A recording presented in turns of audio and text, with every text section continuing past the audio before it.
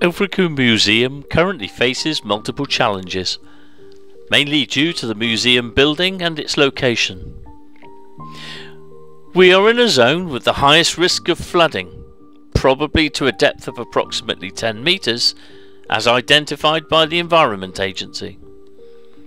Again, according to the Environment Agency, Ilfacombe is similar geographically to Boscastle that suffered flash flooding in 2004. Planning permission would not be given to redevelop on the current site. We constantly battle with humidity levels and roof leaks and cannot maintain the expected environment for our collection.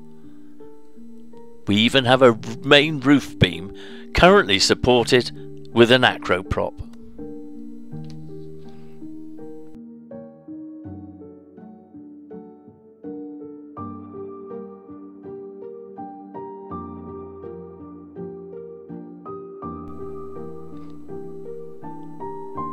The original building was designed to be hidden from view. It was built in 1885 as a laundry to the adjacent Ilfacombe Hotel, demolished in 1976.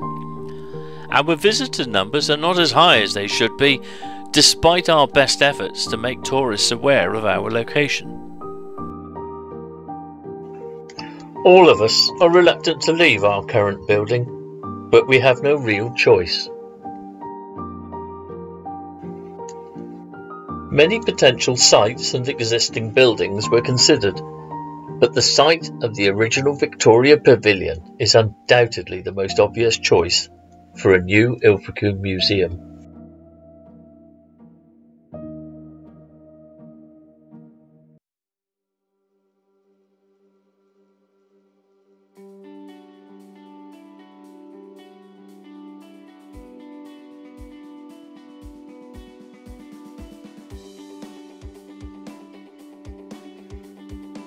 We asked local firm Peregrine Mears Architects Limited to design a building that would reflect the original pavilion, and we were thrilled with the resulting visualization.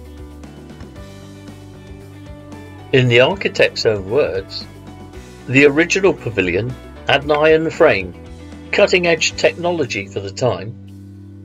The key agenda now is sustainability and low energy use. So, while still creating a building which expresses its structure, we are proposing a timber frame with vaulted timber lattice roof.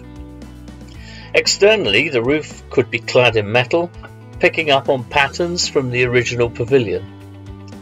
The atrium is seen as a strong vertical element, maybe clad in dark materials, reminiscent of the strong vertical rock formations you see along the North Devon coast.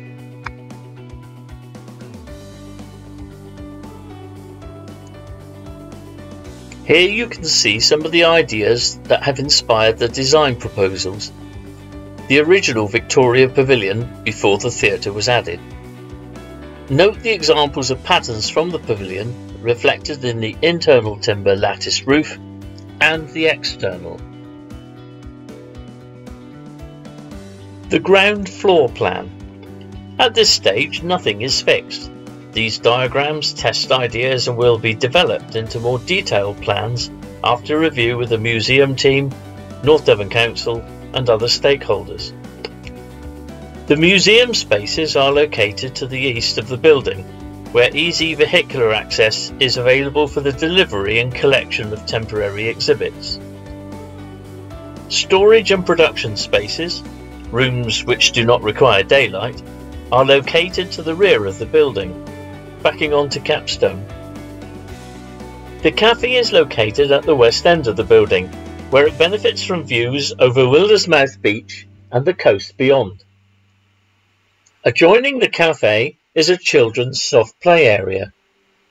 Between the two main areas is the atrium entrance lobby, and access to the museum is via the shop, which can be visited independently of a trip to the museum.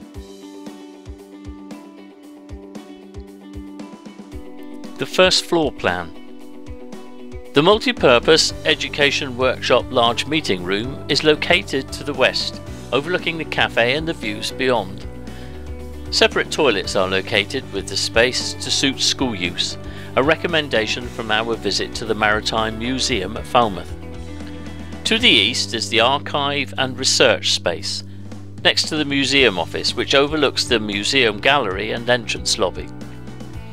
To the rear of the building is the incubation office suite and museum staff welfare facilities, which could look out onto or have access into an outdoor terraced area to the rear of the building. The circulation to these spaces overlooks the museum galleries.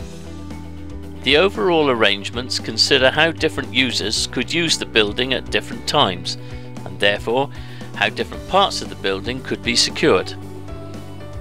The stair and lift continue up for another story to give access to Capstone.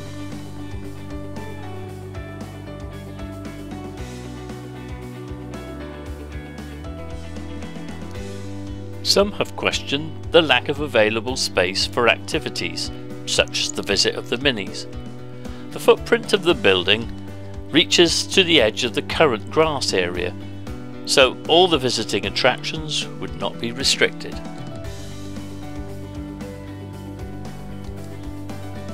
From the outset, we have wanted this to be more than a museum. We see it as more of a community building, shared with the Tourist Information Centre and some of our lively art community and related interest groups. We plan to inspire and engage every age group, and we aim to bring the town's heritage and culture to the people of Ilfacombe and visitors, rather than expect them to travel to other areas.